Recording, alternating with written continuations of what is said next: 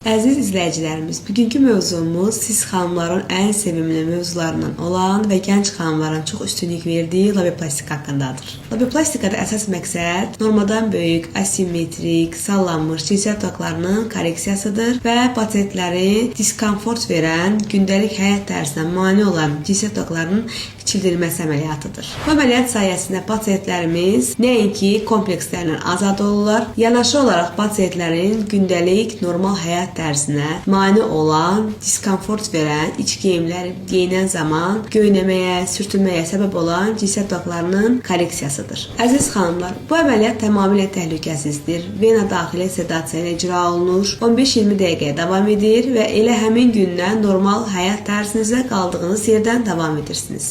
Reabilitasiya dönəmi 3-5 gündür. Reabilitasiyanın 3-5 gün olmasına baxmayaraq siz elə həmin gündən otura bilirsiniz, normal iş həyatınıza qaldığınız yerdən davam edirsiniz. 10 günə kəsimin izi belə qalmış. Bu əməliyyat nəinki ailə qurmuş xanımlara, eyni zamanda ailə qurmayan bakirə xanımlarda belə icra olunan bir əməliyyatdır.